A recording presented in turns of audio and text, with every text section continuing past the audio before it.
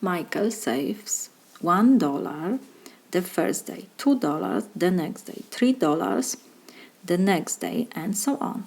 How much money will he have at the end of 31 days?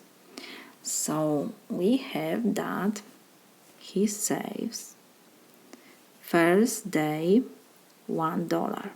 So let's forget about dollar symbol. So we have 1. The second day $2. The third day $3. So the fourth day will be $4. The fifth day will be $5, and so on until at the end of 31 days. So 31 is dollars at the end. This is first day, second, third, and we have given that he did this by 31 days. So the first day he saved $1, and at the end of 31 days he saved, because this is 31st day, so he saved $31.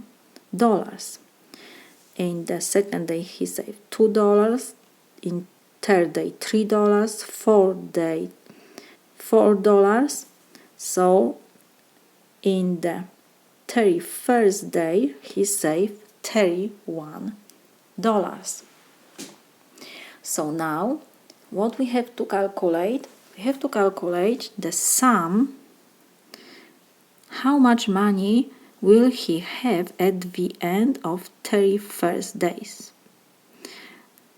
So what we see here, we have 1, 2, 3, 4, 5, and so on terms. These terms are arithmetic progression terms. Why? Because every next term is formed by adding 1 to the term before. 1 plus 1 give me 2. 2 plus 1 is 3. 3 plus 1 is 4, and so on. Or in other words, you can write that the constant d is equal what? When we choose two consecutive terms and subtract the first term, the first one from the second, we will have the same difference. For example, from the second, let's put that this is A2, A1, A3, A4, A5, and here will be A31. When we subtract from, we choose two consecutive terms and subtract the first one from the second, we have the same difference. For example, from A2 we subtract A1, this is 2 minus 1, this is 1. And for example, when we subtract from the fifth term, A5 minus A4 is also 1. 5 minus 4 is also 1. So the difference between every two consecutive terms is constant d equals 1. So we have here arithmetic progression.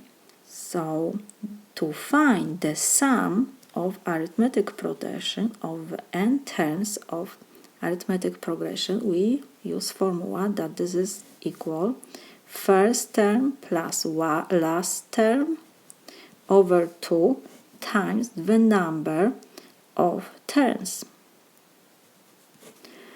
What we have given here? We have how many terms? 31. N is equal 31 because we have 31 days. What else? First term A1 is 1. The last term A31 is what? 31. He saved $31 in the last day.